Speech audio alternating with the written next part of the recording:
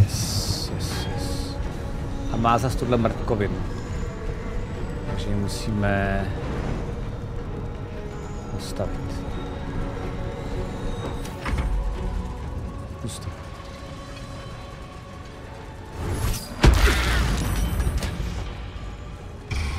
Ty umřou, no. Ale koupí čas.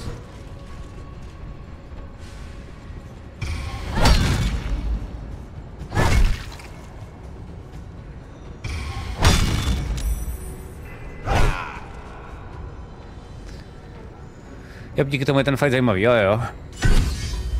Čas mě fascinuje, jak se to takhle vždycky drbne a ten není jakoby kompem, to vím, že... Já za něj hraju, OK.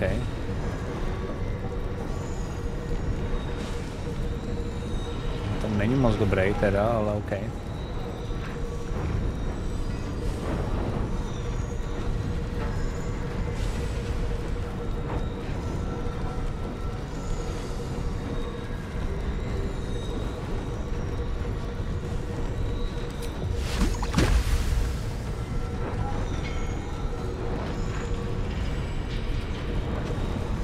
No, to je to, že někdo mě pravdě za to.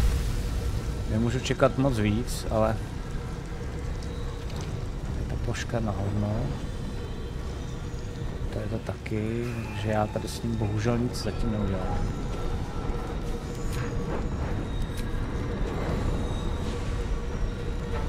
Jako na třetím levelu umět věci, to je cool.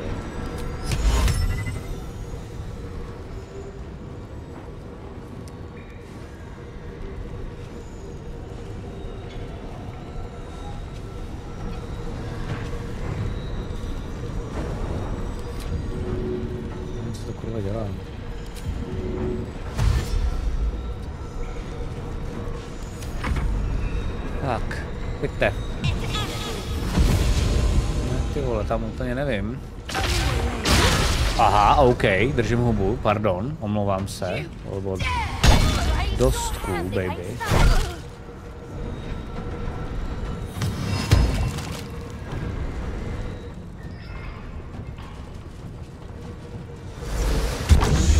Wow, to bylo pěkný. To bylo hodně game changer tohle. A ještě má Bane's Command, tak to je dobrý debil. Počkej, ale on to není, na to není koncentrace, jo je. On je blbec naštěstí. Tak to je super.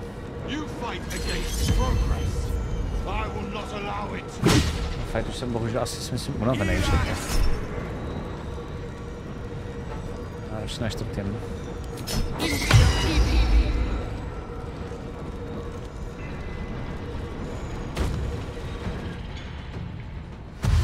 Hinaro, čau, čau. Vítám tě tady.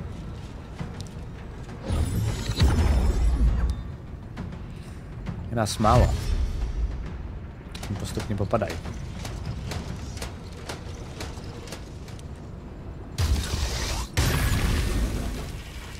Já teď vůbec nevím, kdo je s kým. Hele, nahoře se vidíš tu iniciativu. Ty, co jsou zelený, jsou se mnou. Ty modrý jsem já, nebo za ně hraju, a ty červený jsou proti nám. Takhle jako... V vozovkách jednoduchý to je.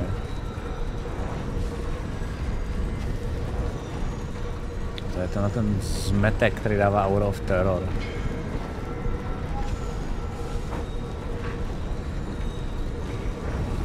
Docela hacknul.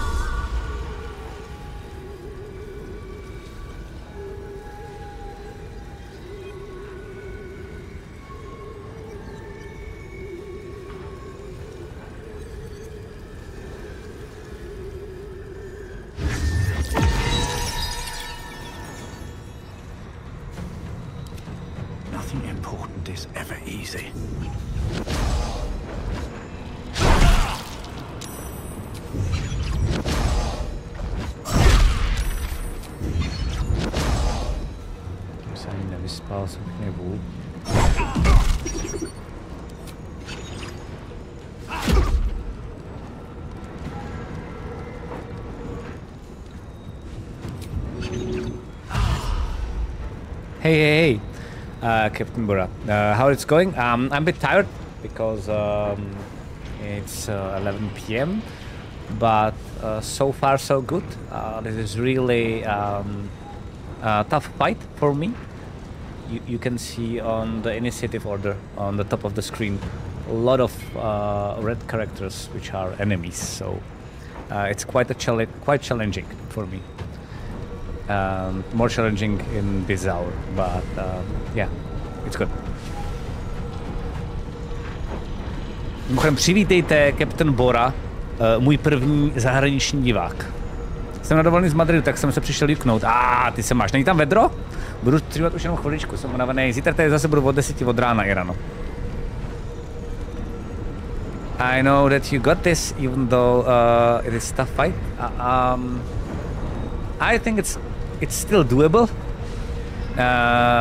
but I'm not sure that much as you are. But thanks. Survival is all that matters.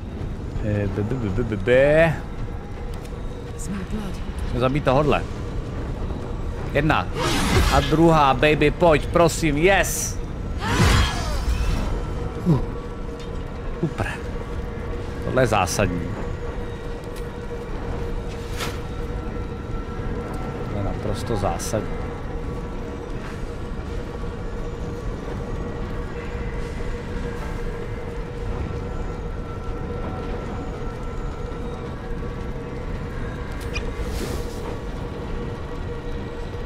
Another fight. Let's go. Thanks. Au. No, ale to není.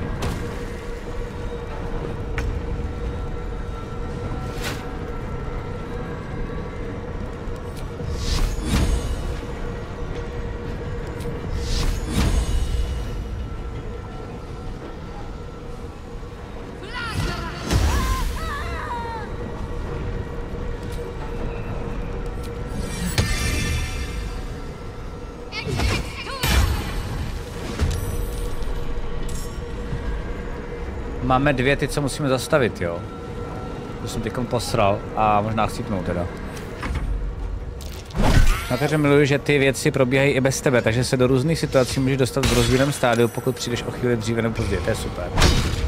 Takže by takhle mělo být správný D&Dčko, že jo. Vlastně jakoby ideálně máš mít svoje villainy, svoje ty enemáky, které jako plánujou věci, i když hráči prostě třeba nic nedělají. Děkuju, Varane.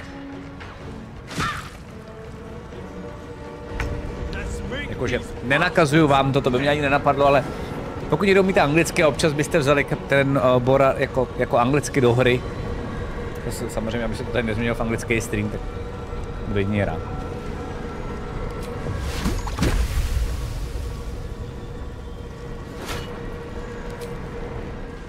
Jasně, on zase slepej. Ježiš, tak ten je marný.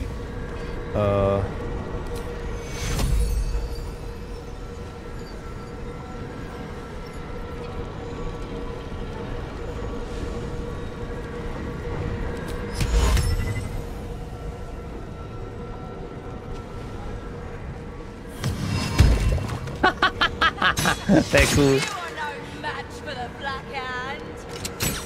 Jasně, rozvíjí se o plánu útoku na vesnici, vysil se na to a pak si neměl divit, že vesnice tam přesně jakoby, a to je fakt, to jsou krásné momenty, kdy to já takhle hraju, že jo, a kdy vaši jako hrdinové přijdou do vesnice a najednou jim začnou popisovat vypálenou vesnici. A jsou vyděšený, protože jim dojde, jakoby jak ta hra funguje a je to mazec.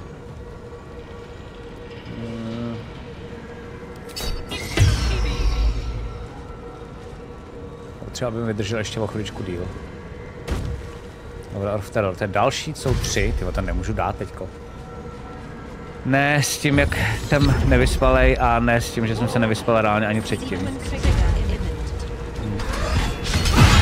No. No pojďte.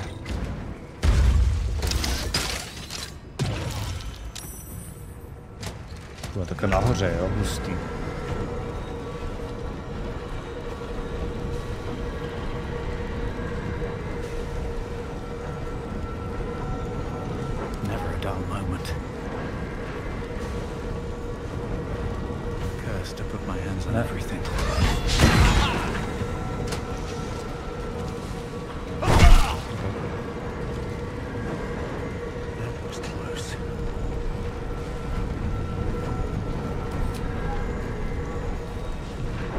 Počkat, jak to, že nemůžu dát punch? Jo, já můžu dát punch jenom, když jsem dal útok hlavní. Jasná páka. Jsem to zapomněl.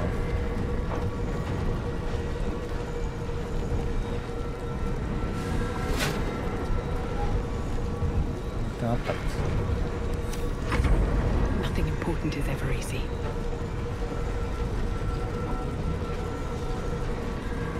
This is gonna feel good.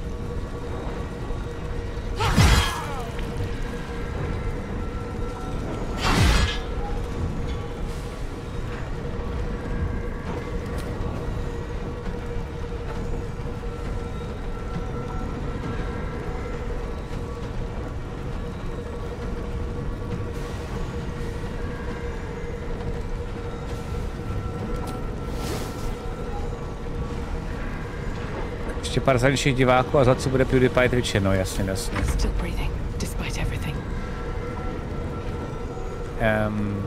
It's fine, it's fine. You may ask anytime you want. No worries.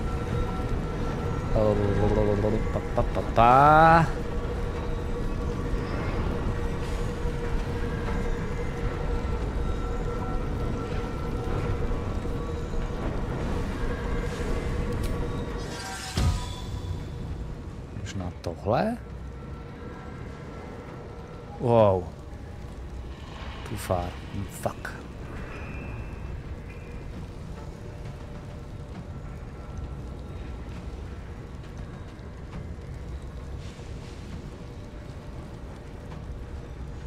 Zkusíme, jo? Ne, počkat, to určitě je, že musím mít... Že půjdu dál, ne? No ne? Ne, dobrý. OK. Takhle? What the fuck?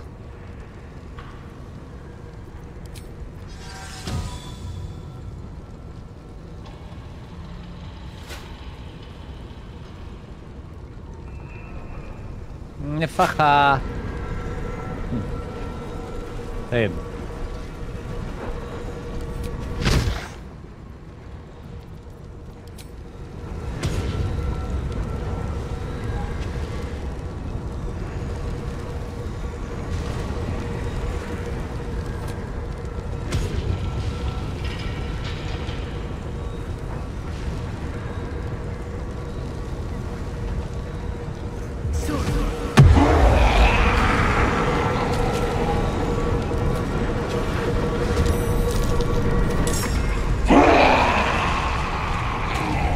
Wow.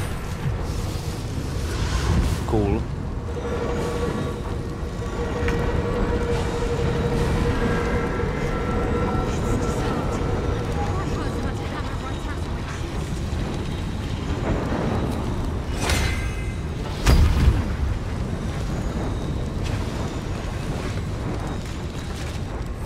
Tak pojďte.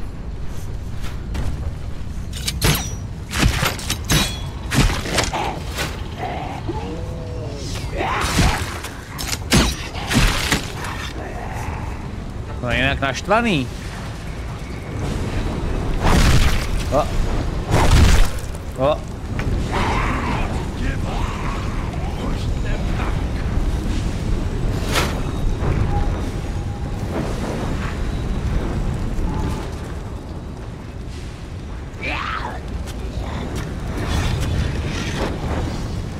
Aj, shit. Thank you, Kenbara.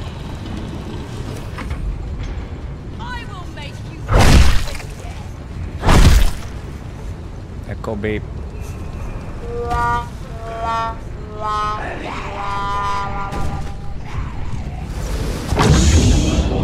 Fuck.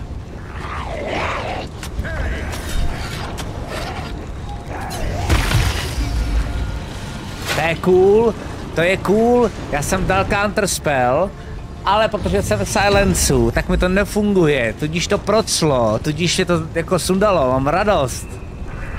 Ta hra funguje perfektně. Bomba.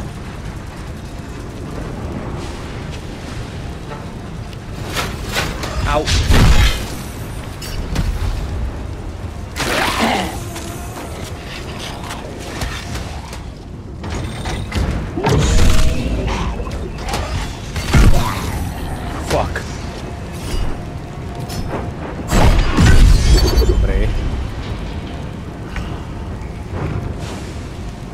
Tak jo, takže teď jsme jenom my a oni. Ok, my jsme silence. To je blbý. Já stejně nemám už úplně moc spelů, takže ono to asi trošku jedno. Ne, to byla chyba.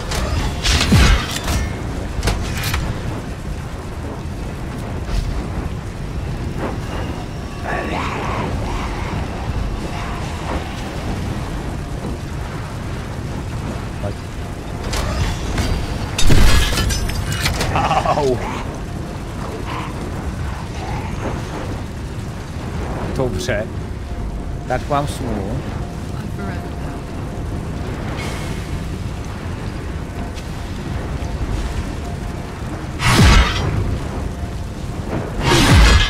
Mám toho dát, teda fakt nevím, ale...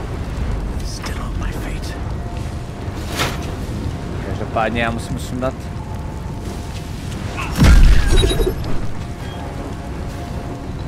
Tyhle. Aura of Terror.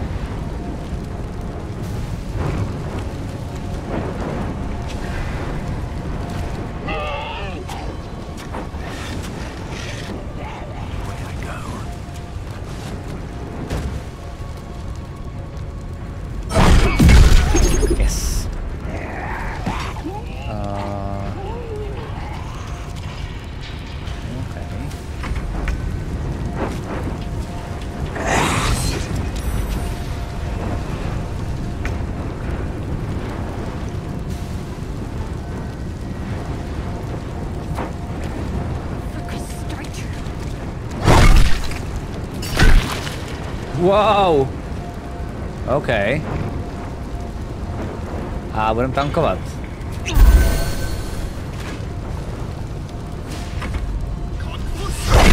Au! Fuck. OK.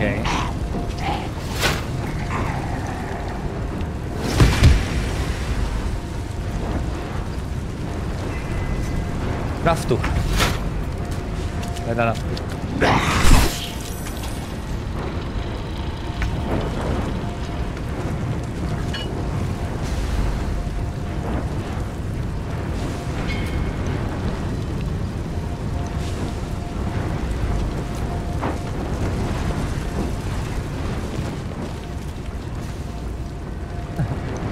Čas.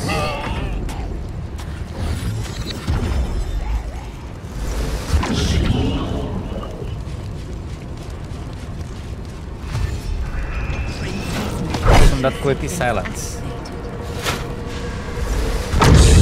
Wow, další, OK. OK.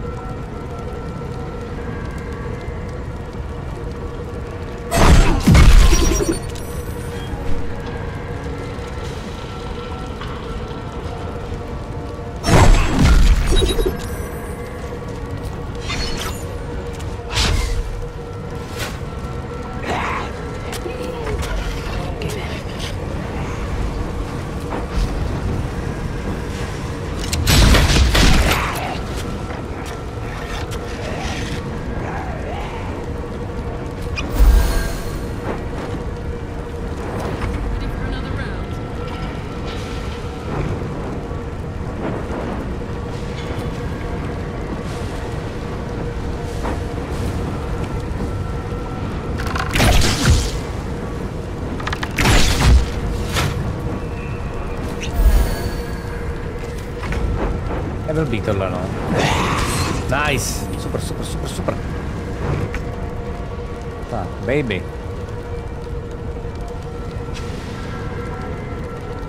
Přišli na tohle.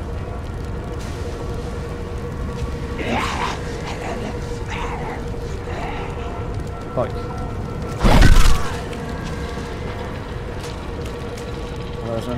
Příští kolo.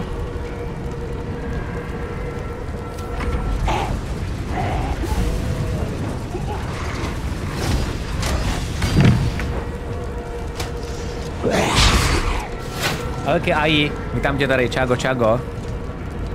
Věděli, na co si střed spell sloty, jo.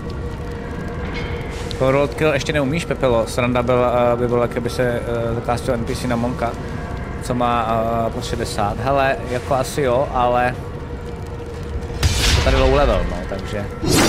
Au.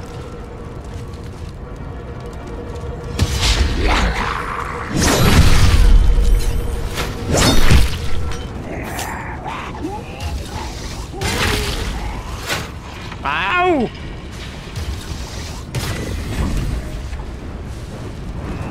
Asi se mi nesavenul ty Gondians, no nevadí. Ale snažil jsem se. Fakt, čete, věřte mi. Tak jo, pojď.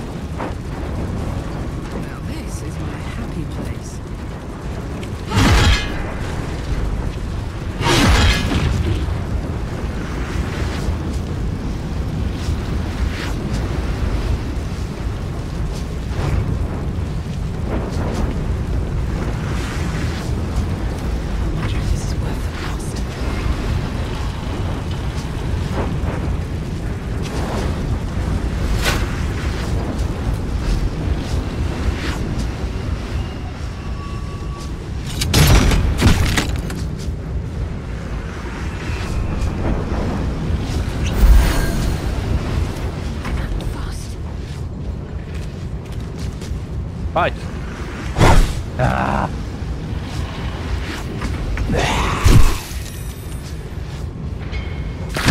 Je dobrý, ty vole, zvládá všechno.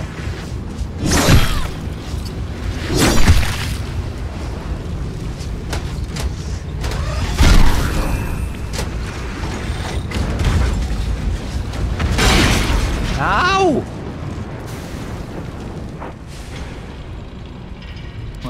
So much for peace.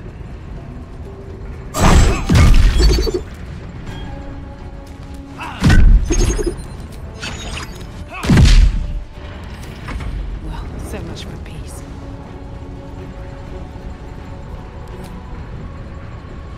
Need to find a way forward.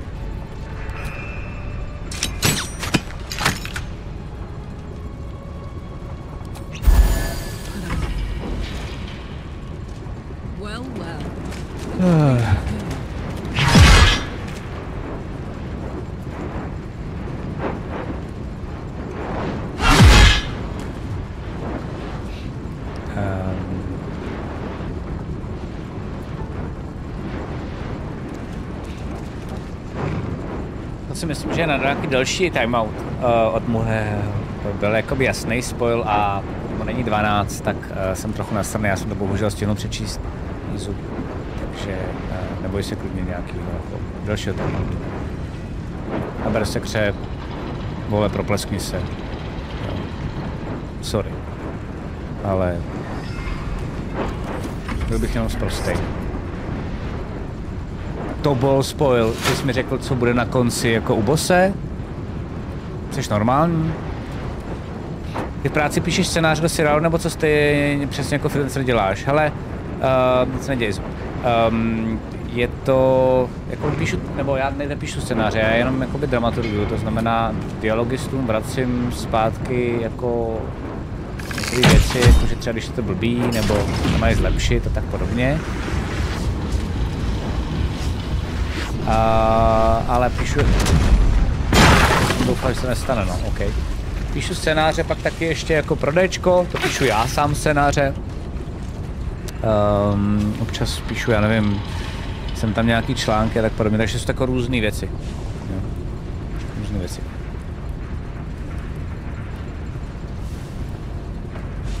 To je dost debilní výmluva, no.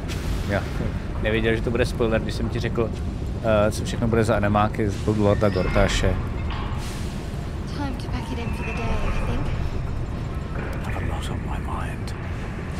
Tak.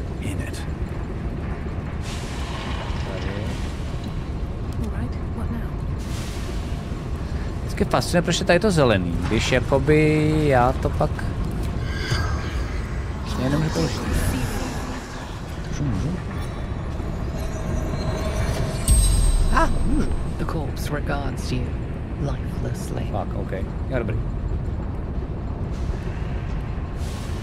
Já zničím Steel Watch. Go to the Eurocita. In the depths of the foundry. Input code Nebulon.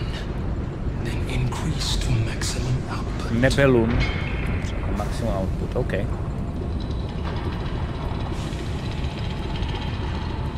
Co se pak stane, až tohle to udělám? Run.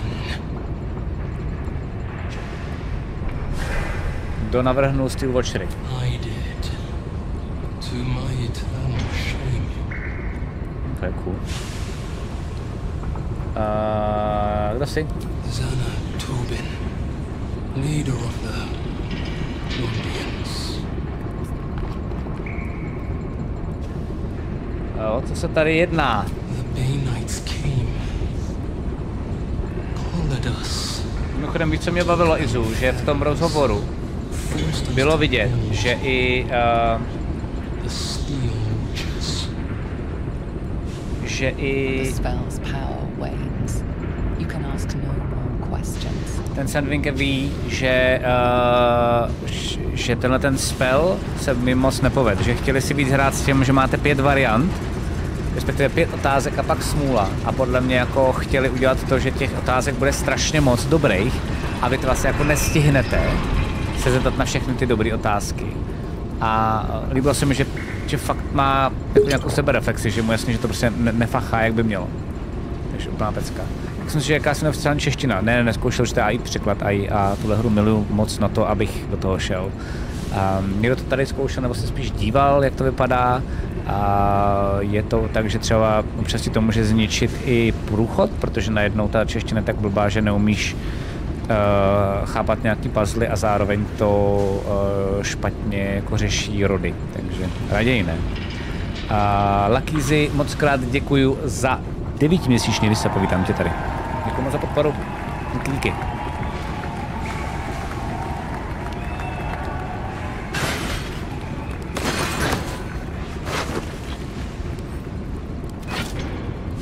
Tu Clotilda, OK.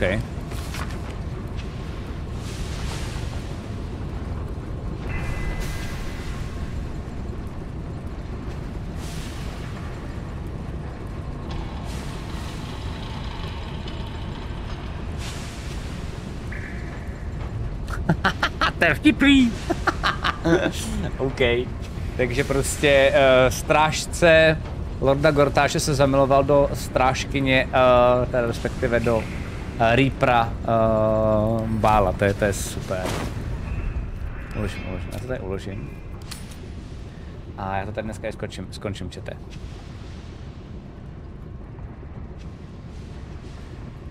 Ať jsem ready. Ať všechno připravím na zítra.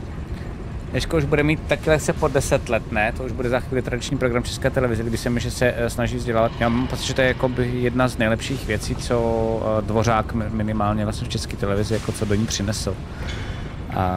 Jsem myslel, True Gamer, tak to má být, děkuju. Takže jo, takže mám pocit, že to je super. Jak říkám, čete, já se vám moc omlouvám, ale dneska tady budu končit, protože musím bacha na sebe dávat trošičku. Není to úplně prdel, takhle s dětskama. Takže chtěl mi spolu spousty malých krveříznivých tyránků, přesně. Tak, to mi nefunguje. To já fixnu následovně. Tak. Docela dobrý song nakonec. Takže, děkuji, že jste tady byli. Děkuji moc krát za ty resuby, děkuji moc za hezký slova, modům děkuji za modování, opatrujte se, nebojte se, Baldur's Gate nekončí, samozřejmě. Vrátíme se zpátky zítra od 10, tady jsem pro vás, bude zase gamebook, snad ho stihnu připravit, kdyby ne, tak se nezlobte, ale pokusím se, protože co bych pro vás neudělal. A zároveň vězte, že tady budu teda asi do 3 nebo do 4, nebudu tady až do 5, protože musím vyzvednout svoji malou ze školky. Trošku doufám, že to zvládne, protože teď měla 2krát šla do školky a vlastně nikdy nechtěla tam spát. Tak snad zvládne to zítra, snad nebude brečet, chuděrka moje milovaná. Tak jo. Thank you for watching, Captain Bora. Have a nice night, sleep, and tomorrow 10 a.m. I will be here again. Děti jsou příjemné, top, je to tak, Varone. Izu má pravdu, je dost lidí na raid, takže raidneme někoho, kdo si to zaslouží. Raidneme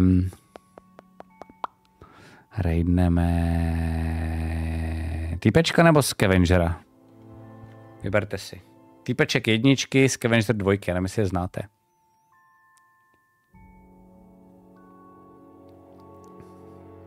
Kolik je malé, jestli si můžete ptát. Mám 2 dcery. Jedný je 10, ta je doma, to už to zvládná. A 2 je skev, to jsem zapomněl. A ty malé jsou 4, budou jí 5. Takže tak. 2 je skev, když jsem řekl čísla, zapomněl jsem.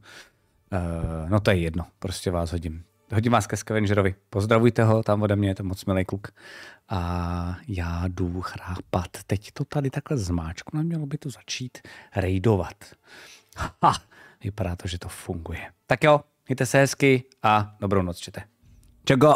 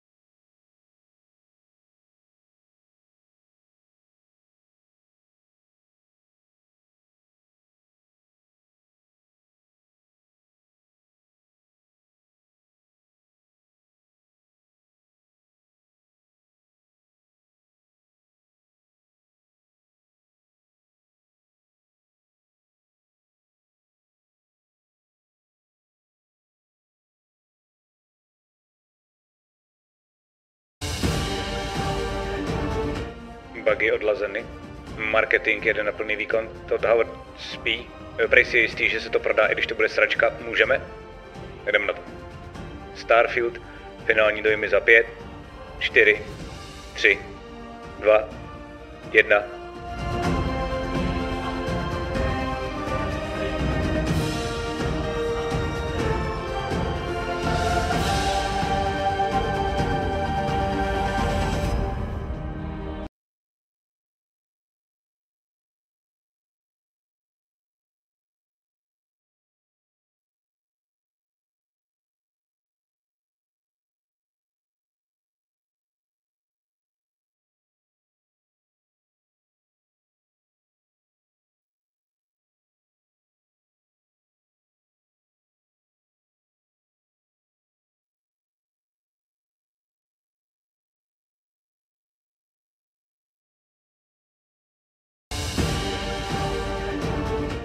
Bugy odlazeny. Marketing jede na plný výkon. Todd Howard spí. Prej si je jistý, že se to prodá, i když to bude sračka. Můžeme? Jdem na to. Starfield. Finální dojmy. Bugy odlazeny. Marketing jede na plný výkon. Todd Howard spí. Prej si je jistý, že se to prodá, i když to bude sračka. Můžeme? Jdem na to. Starfield. Finální dojmy za 5, 4, 3, 2, 1.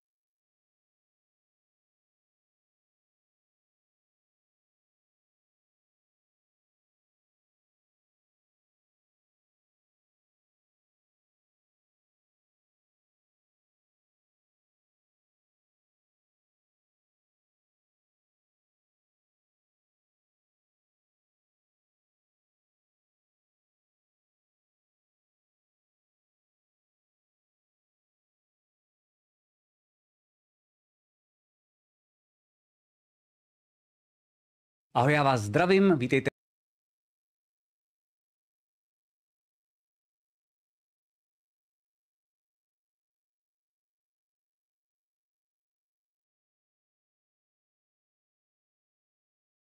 Chci si 2000 Hunter party, no. Ty vypadl ten loot. Jo, tak ono je to dobrý i třeba na Warriora. Ne tak dobrý, ale furt je to no, větší damage a je tam ta šance na ten poison.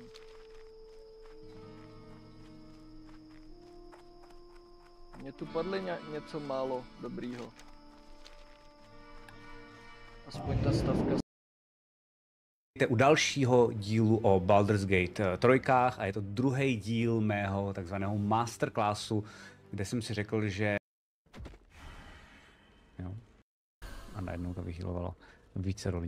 Máte nějaký je úplně, protože vždycky platí ten vyšší výsledek nebo cokoliv, co budete potřebovat a zároveň pořád vlastně udržovat.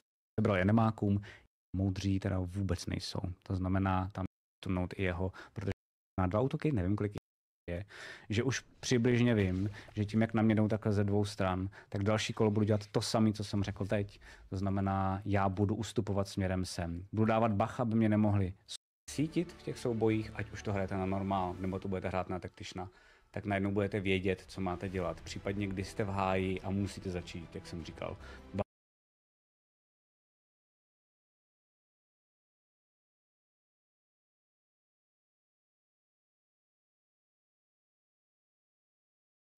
Hey guys, how's it going? I had funding and forth what was happening, what was them from the start. Hey guys, how's it going? Shaking the gaming industry to its core, and most importantly, why they chose to become a self-published entity, going against the path that many developers turn to. Now for context, like many others, Larian Studios was completely unknown to me until the release of Divinity Original Sin back in 2014. I'm not throwing on my hipster cap and pretending I followed them from the start, but this game sold me on the vision of this studio. DOS 1 was a turn-based RPG. If you've been following Baldur's Gate, and of course you have if you're watching this video, it was similar in nature, but had its own flavour that set it apart. When I run into DOS 1, scrolling through Steam one day, I was captivated by it. It felt fresh, the combat, the world, the storytelling was great in standard and in scope.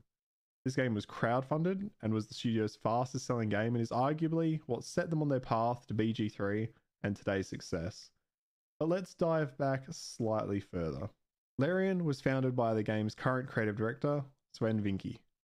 Hope I pronounced that right, I apologise if I get it wrong. In 1996. The company had a hand in developing a number of games and some educational content before branching out and becoming a self-published entity with the release of Divinity Dragon Commander in 2013, a spin-off of the Divinity series which spans way back to 2002, when they released Divine Divinity and Beyond Divinity in 2004. It was the release of Divinity Dragon Commander and the crowdfunding of DOS 1 that I really want to focus on because it was in 2012 that Larian became self-published. Now, if you're not up to speed on what that means being self-published, many developers in the games industry look to publishers to assist with funding and many other aspects of the business like marketing, distribution, and so on. But with partnership comes with compromise and deals in terms of development, and of course removes some control and freedoms of implementation from the developers themselves. In a 2015 interview, Sven comments on their 2004 release being reviewed poorly, having been released early, and that they inevitably needed to continue cutting features they wanted to maintain in their RPGs. In a different interview from 2019, Sven reflects on signing with the German publisher CDV, who gave their 2002 game the name Divine Divinity, thinking they were joking before being told that alliteration sells. He spoke about the good times. They had funding and a publisher that believed in them, or so he thought. The team were getting paid, debts weren't a problem. He reflects that as they were travelling along one day, a producer appeared to talk about cancelling the game. He recalls they were far from ready, and he wrote them a letter explaining why releasing early was a bad idea.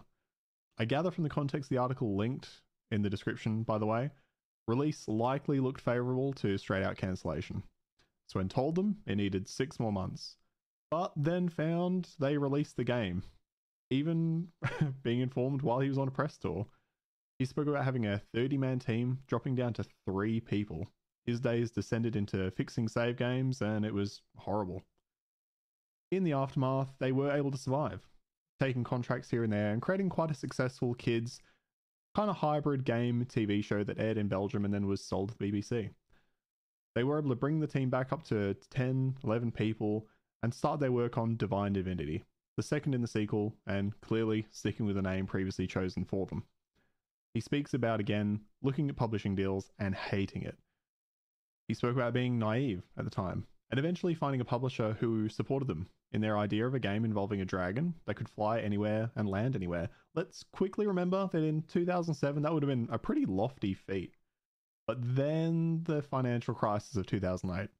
The publisher they thought had their back suddenly needed to make money fast. And what do publishers do in those situations? They rush projects. We see that all too often now, and they released the game too early. It wasn't ready and reviews blasted them for it. So where do they go from here? Let's recap. They've attempted 2 RPGs, clearly the passion of the studio and what Sven really wants to work towards. But in both instances, the publisher has come in before the game has been ready for release and pushed them towards the end. They've been forced to release a game that they're not happy with, to reception that blasts them for it. And I think it's important to remember that nobody really pays attention to who it is that makes that decision. When a game releases, the studios get blasted. Nobody takes a look at the publisher. Nobody really knows that, hey, who made this decision here? And that brings us to the next decision and what was key in creating what Larian Studios is today. In a 2012 article when they became self-published, Sven comments that they had the opportunity and grasped it, and that since their release of the first Divinity in 2002, they'd been trying to gain more control over their games, and that this was a major focus for him and the studio moving forward. Now, I don't want to criticize small developers who look to publishers for help. To be fair, Larian needed the support of the gaming community through their crowdfunding of DOS 1 to get that game into the hands of consumers, and that this is the opportunity he's referencing. Crowdfunding before this time was relatively underutilized and unknown, and without that support, they would have needed a publisher to achieve anything close to DOS 1. Hell, in the 2015 interview with PC Gamer, Sven admits that the company delayed payments on taxes to spend more on development and voice acting. Taxes! You don't mess with the... Well, I mean, in Australia it's the ATO, but you don't mess with the IRS. They were aiming to spend 3 million euros after starting with about 1.5, and by the end had spent 4.5 million on development. Again, that's euros. I'll put up a conversion for you on the screen here in terms of Australian and US dollars. This was seriously a make or break moment for them. They'd rebelled against the publishing model, turned to the wider community alongside their own wallets and stability to achieve their vision. Larian's early years saw some challenges with publishers, with one of their first engagements ultimately leading to a game, The Lady, the Mage and the Knight, stalling and becoming eventually cancelled due to financial difficulties. And as previously mentioned, challenges within the Divinity series due to limitations from their engagement with third parties, forcing them to release early and release ahead of schedule, leading to things they didn't want to cut being cut. Reading these articles, some of which I've referenced to and will put in the description, it paints a clear picture of a man, Sven, and his studio wanting to achieve not necessarily greatness, but achieve a solidified vision without having to cut corners and release under the constraints of pressure from outside influence. This was no doubt a risk, but can you blame them? They'd attempted the norm, they'd linked in with third parties in an effort to create their visions and found themselves wanting. They'd tried this process and it led them to a lackluster release. And from what we see today, a group of developers in love with their craft, can you imagine how that must have felt watching their game land without much impact?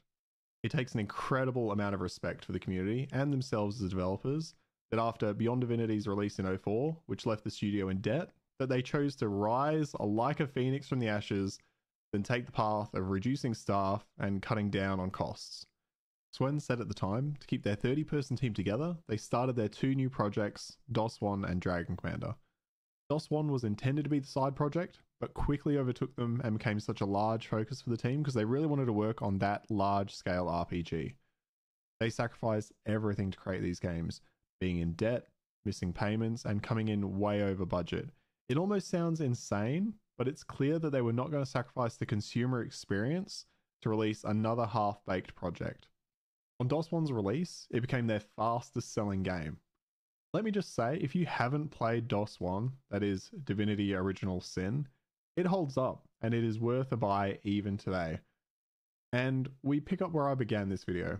This was my introduction to Larian Studios, the beginning of the behemoth we see today, casually strolling through the industry as one of the big players, and they did it all while pleasing their fans, which you just don't see today. On this game's release, they must have got the feeling that they'd been looking for the Divinity series. Finally, a game they could work on without pressure from a third party, other than maybe the tax collector.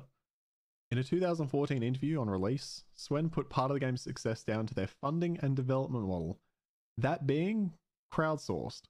He states, and I quote, "The feedback we received from them was worth its weight in gold."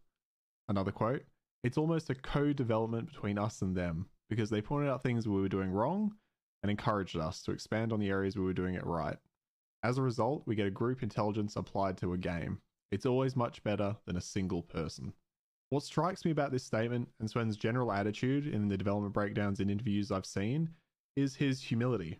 He doesn't get up on the stage and tout an expertise and amazement at his skill or his team's skills, which definitely need to be celebrated. He speaks openly about the process, the challenges and the feedback. Larian and his studio never appear to shy away from feedback, positive or negative. They take it and they learn from it. They don't become defensive. They don't lash back out when something doesn't quite sit right. Something that can't be said for most developers in the modern gaming space. As someone who played during the early access period for DOS 1, I remember all the communication with fans, the back and forth, what was happening, what was being implemented, and I was left eagerly awaiting new updates and convincing a friend to join me in early access. Now that we've got some background, let's fast forward some and speed up.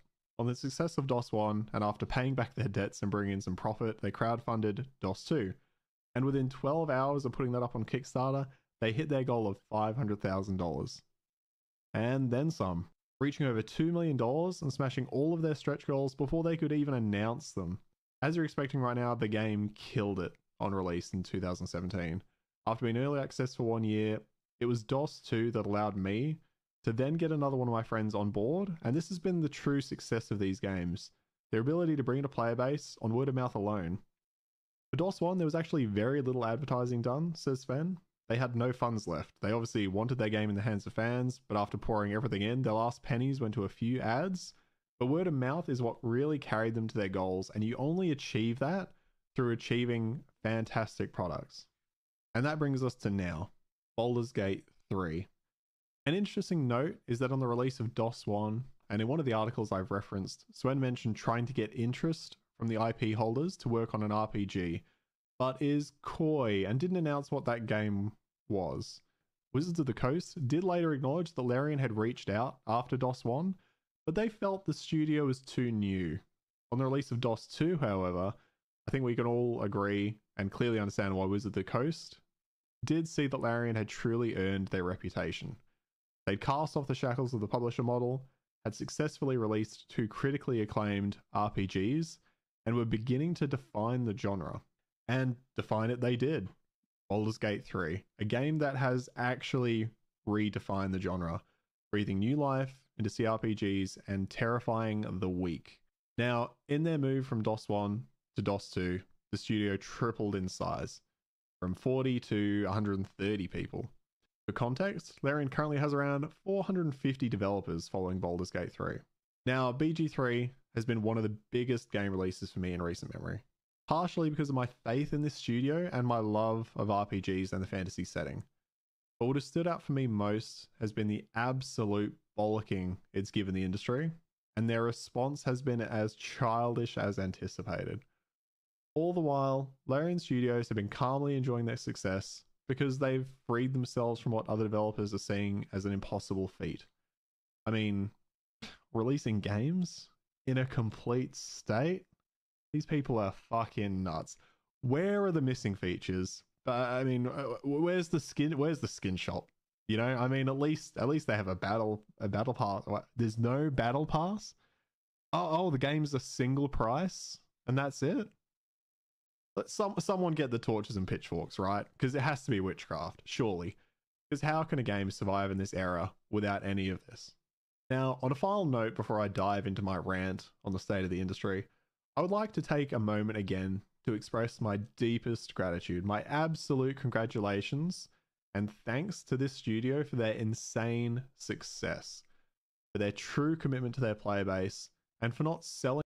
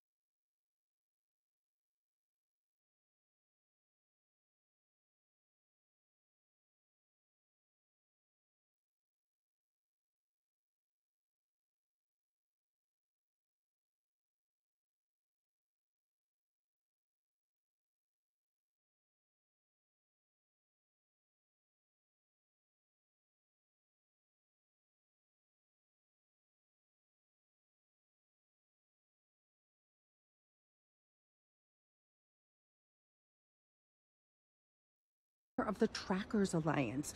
You know, Bang Bang Dead or Alive Bounty Hunters? Bang Bang. A co mám dělat jako s tím sledovačem? I don't know.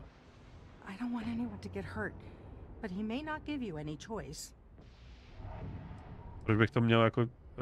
jak to, že to není tvoje jméno? The company is... well, a real train wreck. I'm amazed they even have my last name on file. For once, working for such a dump is a good thing. Aha, a proč bych to dělal? Listen, I just haul, well, garbage.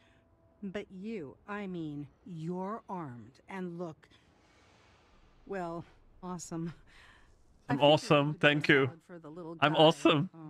Awesome. Plus credits. Kredity. No samozřejmě. Dobře, tak já budu teda kapitán Fahim a nebude žádný problém. You are the best. This slate has everything they know about me. It's not much. Okay. He's the one with the cowboy hat. Just stay safe. Thank you. Dobrý, tak tomu se potom někdy dostaneme asi. Nebo chcem to udělat rovnou? Dám to rovnou? Tohle je docela prčat, jo. Počkej, tak já se podívám tady. Takže, Odyssey, Galactic Import Export. Markup je plavidlo, Fahim teda, dobře, 400 tun ocelový strusky, neon. Čeká se na vyřízení. Osvobození od daně zaplaceno v plném rozsahu. Předběžné schválení uděleno, formální inspekce je úspěšná. 30 dní osvobození udělené přístavní orgány Neonu. To se na úplné registrace kapitána neznámého Fahína z hotelu Volí 1309B. Neon. Jsem silně zmatená.